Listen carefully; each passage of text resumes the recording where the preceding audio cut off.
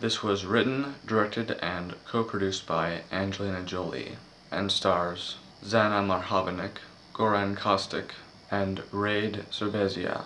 During the Bosnian War, Daniel, a soldier fighting for the Serbs, re-encounters Aya, who's now captive in the camp that he oversees. Their once promising connection becomes ambiguous as their motives have changed.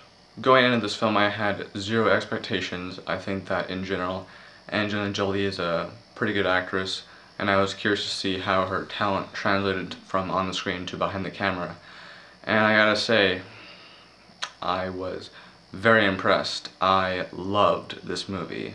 In general, I'm not really attracted to foreign films. I just have never really cared for them, but that kind of changed when I saw the Dragon Tattoo trilogy. I was curious to see how this film would do because, number one, it's Angelina Jolie, and the subject matter here is one that I'm not familiar with, the Bosnian War.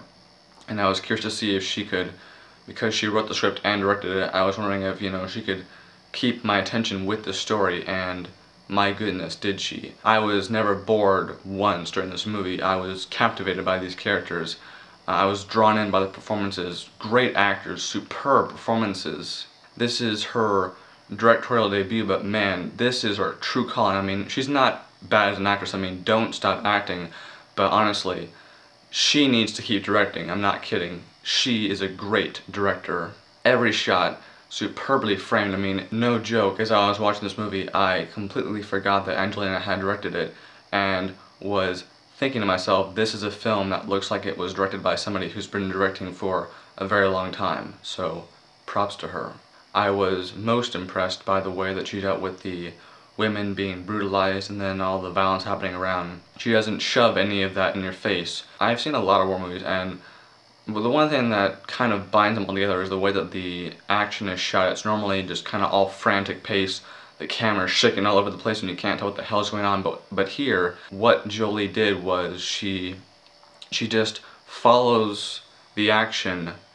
She doesn't shake the camera hardly at all. My jaw was dropped at how well everything was shot. I mean, you can tell what's going on. You're not confused at all of who's shooting who, where people are. Just the camera work is so damn good. I didn't have a single problem with it. I couldn't really find anything wrong with it. I mean, people will probably nitpick this thing to death, but I honestly just didn't find anything wrong with it.